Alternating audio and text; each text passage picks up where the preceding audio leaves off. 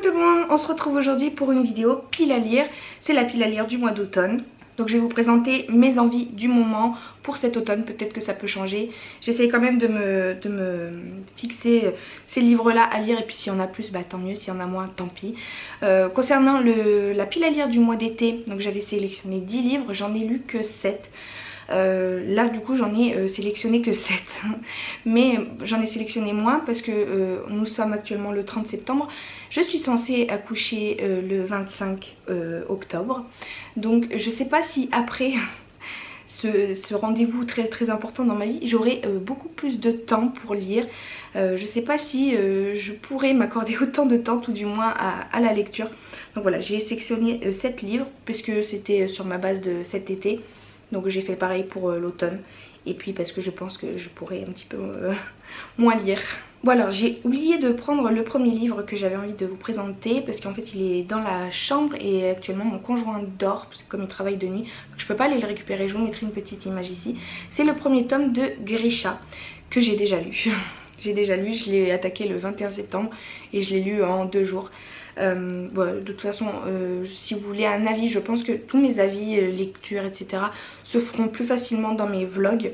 Je ferai pas de vidéo spéciale et dédiée aux updates lecture. J'ai décidé de mettre ce tome là dans ma pile à lire parce qu'en fait après cet été j'ai eu besoin de me retrouver dans un univers dans un style un style de lecture que j'aime, c'est-à-dire le young adulte, le fantastique un petit peu etc. Et j'avais énormément envie de me plonger dans cet nouvel univers là, sachant que j'en entendais beaucoup parler de ce Grisha avec après il y a Six of Crow, après il y a King of Scar. Enfin, je sais que c'est toute une suite de livres.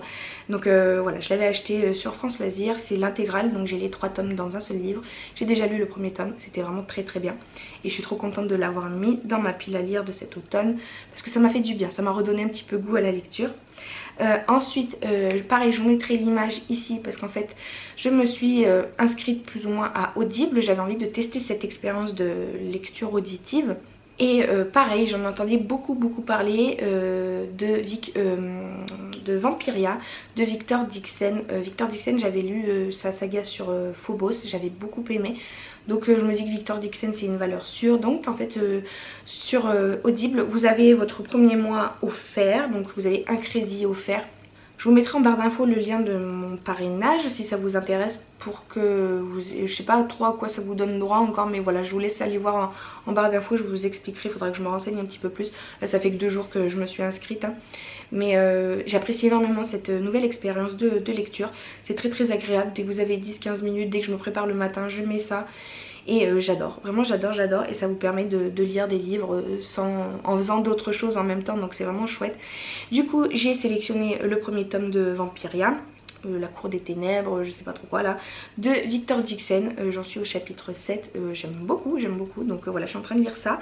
Donc dans Vampiria on va suivre une jeune fille qui s'appelle Jeanne je crois, mais est-ce qu'elle change de nom en cours de route, qui vit dans un monde 300 ans après l'époque du Roi Soleil.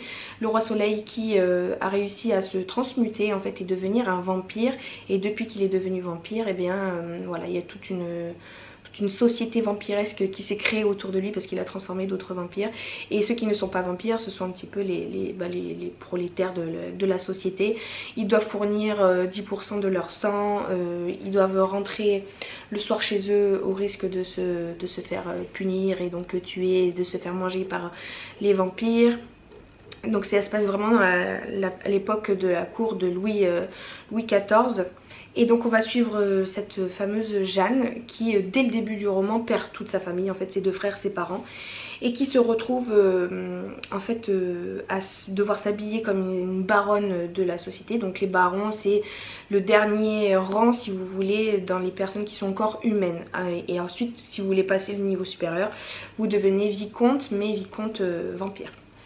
Et elle va se retrouver à se faire passer pour cette baronnette, pour sauver sa peau en fait si vous voulez, et qui va donc se retrouver à la cour de Louis XIV, à la cour du Roi Soleil avec tous les vampires etc. Donc voilà, j'en suis qu'au tout début mais ça a l'air vraiment très intéressant.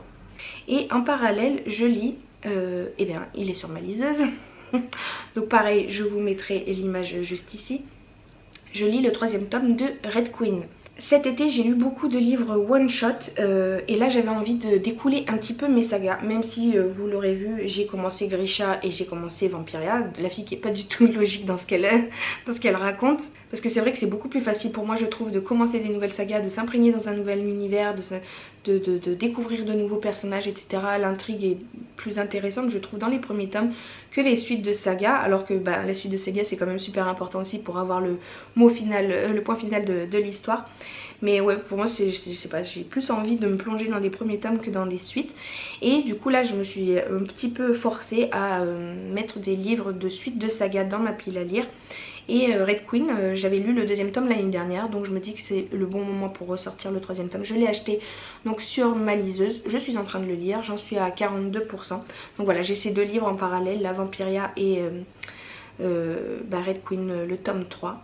Et du coup je viens de compter les livres que j'ai sélectionnés, j'en ai 5. Donc en fait plus les deux que je suis en train de lire ça fait 7. Et celui que j'ai déjà lu ça faisait déjà 8. Je me suis trompée, c'est pas 7 mais 8 livres. Alors j'ai pris dans ma bibliothèque cette fois-ci, parce que c'est quand même le but aussi d'écouler les livres que nous avons dans la bibliothèque, La prochaine fois de Marc Lévy. C'est un peintre, alors je connais pas du tout l'histoire, c'est un peintre qui va se retrouver... à rencontrer, tout en cherchant une toile en fait, il va rencontrer cette Clara et une fameuse Clara, et ils sont convaincus de s'être déjà rencontrés, mais où, quand, comment, pourquoi, voilà, on n'en sait rien. C'est un tout petit livre, c'est aussi pour ça que je l'ai choisi, parce que c'est du Marc Lévy, ça va passer tout seul, ça va se lire très très vite et voilà, ça va me permettre de faire des petites coupures entre tous les autres livres que j'ai sélectionnés. Ensuite chez France Loisirs, je me suis dernièrement procuré les 3 premiers tomes de la chronique des Bridgerton.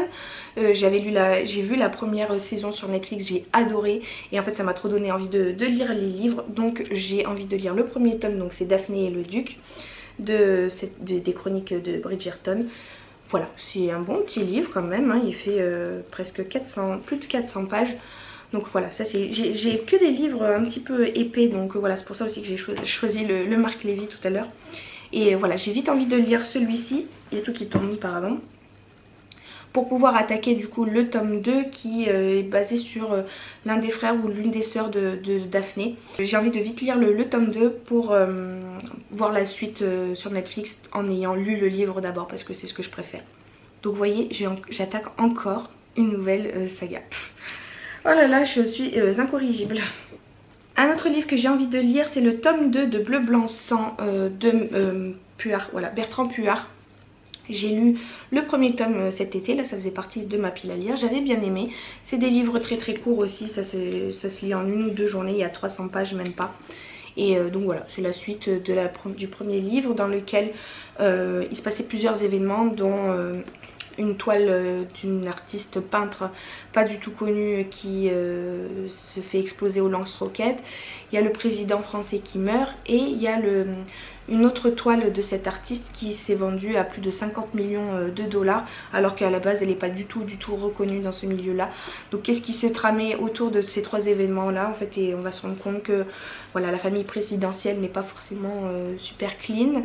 Il y a toute une intrigue politique, policière aussi qui est tournée autour de ces toiles dans ces livres là. Donc voilà, là j'ai envie de lire le tome 2, comme ça sera fait. Qui dit automne dit roman policier, roman thriller, etc. Et donc j'ai sorti un Paula Hawkins, Au fond de l'eau. Je ne sais pas du tout de quoi ça parle, mais j'en ai entendu beaucoup parler. Et puis enfin j'ai sorti le 3e tome. Donc vous voyez, j'essaie d'écouler quand même des sagas, hein. Je vous ai pas trop menti, hein. Le 3e tome donc de Autre Monde de Maxime Chatham. Il s'intitule Le cœur de la terre. Ça pareil, c'est une saga que j'ai entamée l'année dernière, je crois, fin de l'année dernière. J'ai lu le tome 2 cet été et voilà, j'ai vite envie d'enchaîner parce qu'en fait j'ai le 3, 4, 5 et je crois qu'il y a 7 tomes au total. Donc voilà, si je tarde trop à les lire, ça va traîner. Après bah voilà, comme toute saga, on oublie vite ce qui peut se passer dans les tomes précédents. Donc voilà, j'ai envie de poursuivre cette lecture là. Autre Monde, c'est l'histoire en fait de notre monde actuel qui part totalement en cacahuète. C'est à dire que du jour au lendemain il y a des grands éclairs qui arrivent dans le ciel. Et toute la civilisation, toute l'électricité, les voitures, plus rien ne marche en fait. La nature a complètement envahi le nouveau monde, enfin ce nouveau monde là. Et voilà, il n'y a plus de routes, il n'y a plus d'adultes, les adultes ont disparu. Sauf pour certains qui sont devenus des espèces de méchants monstres, voilà, au sujet d'une espèce de reine, la reine Malronce. Et voilà, on ne sait pas ce que veut la reine Malronce, qu'est-ce qu'elle fait là. Puis il y a des monstres aussi qui veulent capturer un des enfants qui reste, donc le protagoniste principal qui est là avec ses deux amis. Ils vont s'appeler les Pans, donc en fait il reste plus que des jeunes enfants, des ados, etc. Dans ce monde là. Ils vont devoir essayer de survivre, donc sans électricité, sans internet, sans télévision, sans rien, que dans la nature quoi, et essayer de survivre et de passer à travers les griffes des méchants. Donc voilà, c'est un monde très sympathique.